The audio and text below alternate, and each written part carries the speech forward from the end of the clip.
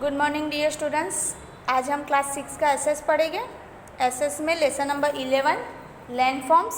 तो लैंडफॉर्म्स यानी कि भूमि स्वरूप, तो उसमें हमने कुछ टॉपिक थे वो पढ़ लिए थे और कुछ टॉपिक थे वो बाकी थे, तो पढ़ेंगे।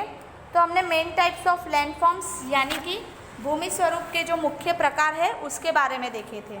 तो भूमि स्वरूप के जो मुख्य प्रकार है उसमें माउंटेन मतलब पर्वत, माइंस यानी कि घाटी, प्लेटेग्यू यानी पठार, प्लेन यानी मैदान, इसलैंड यानी कि टापू और सी लेवल यानी कि समुद्र तट। तो ये सब हमने पढ़ लिया था उसके प्रकार। फिर हमने देखा था कि क्लासिफिकेशन ऑफ माउंटेन यानी कि पर्वत का जो वर्गीकरण है उसके बारे में देखा था। तो पर्वत का जो वर्गीकरण है वो 4 भागों में बांटा गया था: fold mountain, block mountain, volcanic mountain और रेसिडुअल माउंटेन यानी कि मोड़दार पर्वत, फिर खंड पर्वत, ज्वालामुखी पर्वत और अविशिष्ट पर्वत। तो पर्वत का जो वर्गीकरण था वो 4 प्रकार से था, 4 प्रकार में उसको बांटा गया था। तो उसमें हमने पिक्चर में भी दिखा था कि ये जो यहाँ पे फोल्ड दिख रहा है तो उसे फोल्ड माउंटेन के नाम से जानते हैं। फिर ये ब्लॉक माउंटेन है, फिर यहाँ पे दिया था ज्वालामुखी माउंटेन और चौथा था अविशिष्ट पर्वत। फिर हमने देखा था टापुओं के बारे में। तो टापुओं के बारे में भी हमने जाना था। फिर हमने यहाँ पे प्लेटेग्यू यानी कि पठार, तो पठार में भी हमने बहुत सारे पिक्चर देखा था जिसमें क्लासिफिकेशन ऑफ प्लेटेग्यू को भी 3 भागों में वर्गीकरण किया गया था, जैसे कि अंतर पर्वतीय पठार, फिर गिरिपथ पठार और तीसरा था महाद्वीप पठार। तो आज हम पेज नंबर 66 पे पढ़ेंगे। हमारा टॉपिक है इम्पोर्टेंस ऑफ प्लेटेग्यू यानी कि पठारी प्रदेश का महत्व। इम्पोर्टेंस यानी कि महत्व और प्लेटेग्यू यानी कि पठारी। तो पठारी का जो क्या महत्व है वो हम जानेंगे। तो let's start. The lavic soil of Plateau is fertile and it is very favorable of the cotton crop. Precious minerals like iron, manganese and the gold are found from the ancient solid rocks. The cattle running and also useful. Plateaus, for example, Chota Nagpur and Plateau of India. Shops of this Plateau is very important for the cattle running and also useful tourism and the film industry.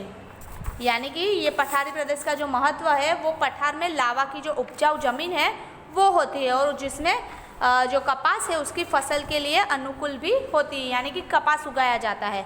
फिर प्राचीन मजबूत चट्टान में पठार से लोहा, manganese, सोना जैसे कीमती जो खनिज है वो हमें पठार प्रदेश में से मिलता है।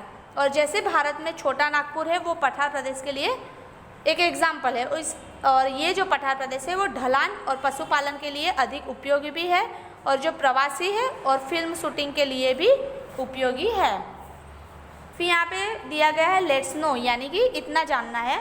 Plateau has form almost in the central of the सशस्त्र इन गुजरात, यानी कि गुजरात के जो सौराष्ट्र क्षेत्र के लगभग मध्य से पठार की रचना हुई है।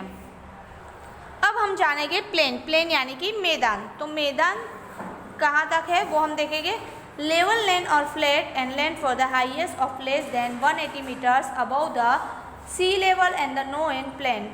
Most of the plains of the world is form by the aluminous soils deposit by the rivers. Apart from the rivers some of the plains are also form by the wind, volcano and the glaciers. समुद्र तल से 180 metre से कम ऊंचाई वाले जो समतल भूभाग को मैदान कहते हैं। और दुनिया के जो अधिकांश मैदान है वो नदियाँ द्वारा लाकर बिछाई गई मिट्टी से निर्मित हुए हैं। नदियों के अलावा कुछ मैदान है वो निर्माण पवन और ज्वालामुखी और हिम नदियों के द्वारा भी होता है। अब हम देखेंगे क्लासिफिकेशन ऑफ प्लेन्स यानी कि मैदान का जो वर्गीकरण है वो देखेंगे। On the basis of the construction plains can be classified as first of coastal plains, second erosional plains and depositional plain. यानी कि निर्माण के आधार पर मैदान का जो वर्गीकरण है वो हम इस प्रकार कह सकते हैं। पहला है तटीय मैदान, फिर अपर्दन मैदान और तीसरा है निरीक्षण निक्षेपण मैदान। तो सबसे पहले हम लोग देखेंगे कोस्टल प्लेन्स यानी कि स्ट्रक्चर प्लेन यानी कि तटीय मैदान। Such plains are main form near the sea shore when the end of the continental part of near the seashore and unfused due to the geological movement. These plains are formed. Such plains is known as the structure plains. These types of the plains often are found in the coastal regions. Plains situated in southeastern part of the United States America spread off up to the Gulf of Mexico. It is the example of the coastal plains. European which the occurred on bottom and the land certain such a plains. Plains are central of Australia in from the same minor. यानी कि जो तटीय मैदान है उन मैदानों में निर्माण मुख्य जो समुद्र किनारे है यानी कि पृथ्वी की जो भूगर्भ हलन चलन के कारण समुद्र के किनारे नज़दीक खंडीय भूमि स्तर पर उठती है और तब ये मैदान बनते हैं। और मैदानों पे तटीय या जो संरचनात्मक मैदान है वो कहते हैं और ऐसे मैदानों में भूमिखंडों के किनारे पे पाए जाते हैं और मेक्सिको की जो खाड़ी है उसके किनारे फैले संयुक्त राज्य अमेरिका के जो दक्षिण पूर्व स्थित है मैदान उसके उदाहरण है। और ज़मीन के तल घिसने के कारण भी मैदानों का जो निर्माण है वो होता है और ऑस्ट्रेलिया में मध्य का मैदान इस प्रकार बना हुआ है। अब हम जानेंगे यूरोसिनल प्लेन्स यानी कि अपर्दन के मैदान। Process of insurance goes to continuously the surface of the earth over the long run of time. Such plains are formed into erosion which the occur of mountains and the plateau because of natural factors like river, wind and glacier. This type of plains are not completely flat but they are sunk between the hills of solid rocks. Plains in Canada with the western survey formed because the iron plains built by erosion are the result of peneplains. अब ये जो अपर्दन के मैदान है उसमें पृथ्वी के जो धरातल पर सतत अपर्दन की क्रिया है वो चलती रहती है और उसी के कारण लंबे समय तक पर्वत का जो पठार है वो नदी पवन और हिम नदी के जैसे कारण के अपर्दन होने के कारण मैदान जो है वो बनते हैं। और ऐसे जो मैदान है वो संपूर्ण रूप से समतल नहीं होते यानी कि एकदम सीधे नहीं होते हैं और सख्त चट्टानों की टेकरिया के बीच बीच में वो पाए जाते हैं। उत्तरी कनाडा है और पश्चिमी साइबेरिया का मैदान है वो कटाव से निर्मित हुए हैं और अपर्दन द्वारा मैदानों को पेनी प्लेन भी कहा जाता है। अब 3 भागों में उसका वर्गीकरण किया गया है उसमें से तीसरा भाग पढ़ेंगे डिपोजिशनल प्लेन्स यानी कि निक्षेपण के मैदान। This types of plains is form because alluvium deposited by the rivers, glacier, wind, etc. In lakes and seas, such a plains is called a depositional plains and also the called riverine plains. River plains of the Ganga Yamuna in India, Yung to plains of North China and Lombardy plains from the Po river in Italian in the unique examples of the alluvium plains. When the plains of the form with the deposition of the alluvium in the lakes then they are called the lake fields. Kashmiri Valley is an example of lake field in India. नदी, him नदी, फिर पवन ये सब है वो परिबलों के द्वारा बीछे काप के निक्षेपण से झील या समुद्र जैसी जो गर्ते हैं उसके भरने में ऐसे मैदानों का निर्माण जो है वो होता है और उसी के कारण उसे नदीकृत या कांप के मैदान भी हम लोग कहते हैं। भारत में जो गंगा नदी है फिर यमुना नदी है और गंगा नदी और यमुना नदी के जो मैदान है उत्तर चीन में हवांगों का जो मैदान है, इटली में जो पो नदी द्वारा बना लोम्बार्डी का मैदान है वो काप के मैदान के विशिष्ट दृष्टांत है। और जब मैदानों का निर्माण होता है तब काप के निक्षेपण में होता है तब उसे सरोवर के मैदान भी कहते हैं। और कश्मीर की जो घाटी है वो भारत के सरोवर के मैदान का सबसे बड़ा एग्जाम्पल है। फिर यहाँ पे दिया गया है इम्पोर्टेंस ऑफ प्लेन्स यानी कि मैदानों का जो महत्व है वो।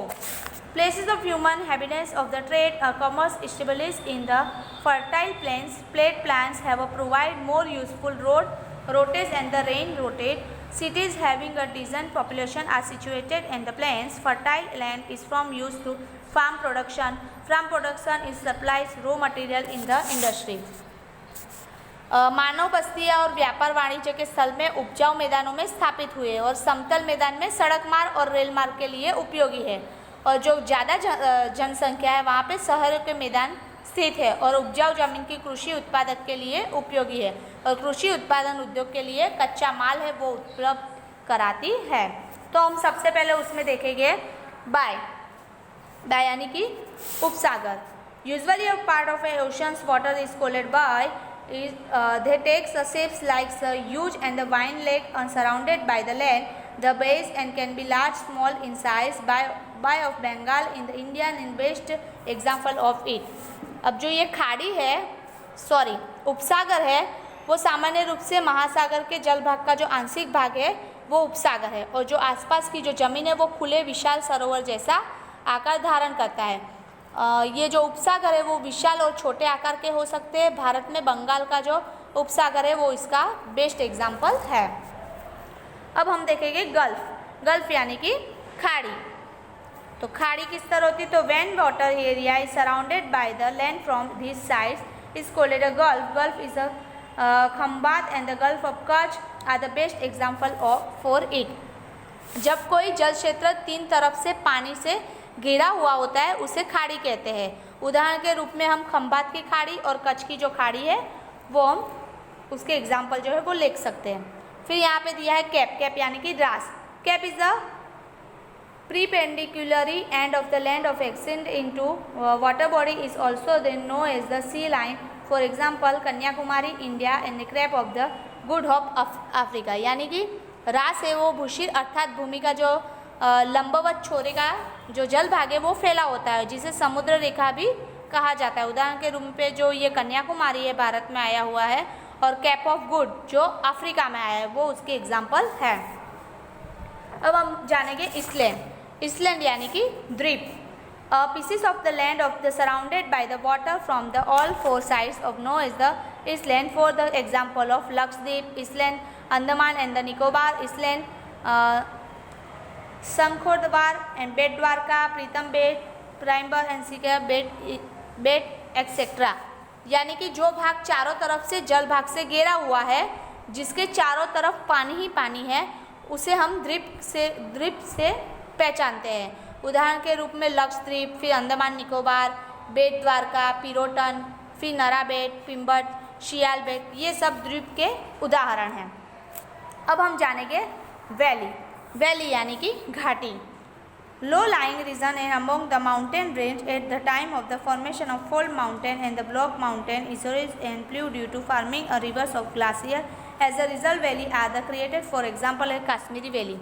पर्वतों की जो श्रृंखला है उसके बीच में आया जो निचला भाग है वो घाटी के नाम से पहचानते हैं। और मोड़दार पर्वत है और खंड पर्वत है उसके निर्माण में समय तथा नदी के हिम नदी के अपरद कार्य में परिणाम स्वरूप घाटी की जो रचना होती है वो होती है। और इस तरफ ये जो उदाहरण है वो कश्मीरी घाटी का है। अब हम जानेंगे स्ट्रेंथ यानी कि जल डमरुमद। A narrow pieces of sea and then the two lengths of the water is area as the called strain. For example of bulk strains between the India and the Sri Lanka. यानी कि दो जल क्षेत्रों को जोड़ती पतली जो जल पट्टी होती है वो जल मरुमध्य कहते हैं। यानी कि जल संधि भी उसे हम कह सकते हैं। उदाहरण के रूप में पाल डिप्पाट की जल मरुमध्य है वो भारत और श्रीलंका के बीच में आई हुई है। अब हम जानेंगे स्ट्रूमस यानी कि स्थल दरुमध्य। A narrow of pieces and land which the separating of two water areas is called isthmus. For example of Panba between North and South America. दो जल क्षेत्रों में अलग करती जो संकरी भूमिपट को स्थल डमरुमध्य कहते हैं। उदाहरण के रूप में पनामा जो उत्तरी दक्षिण अमेरिका में महाद्वीपों के बीच में आई हुई है। अब हम जानेंगे पेनिसुलर यानी कि द्वीपकल्प। A pieces of the land which is surrounded by the sea from the three side and connected with the land of the one collect a peninsular example of South India and the Saurashtra. यानी कि जो भूभाग तीन तरफ से समुद्र और एक तरफ से जमीनी क्षेत्र से जुड़े उसके द्वीपकल्प कहते हैं। उदाहरण रूप में दक्षिण भारत जो सौराष्ट्र से घेरा हुआ है। तो यहाँ पे जो हमारा चैप्टर है लेसन नंबर 11 वो पूरा होता है। पेज नंबर 68 पे जो एक्सरसाइज दी गई है वो आपको कंप्लीट करनी है होमवर्क में। यहाँ पे हमारा जो चैप्टर है वो पूरा होता है। नेक्स्ट चैप्टर हम लोग नेक्स्ट वीडियो में देखेंगे। Thank you student.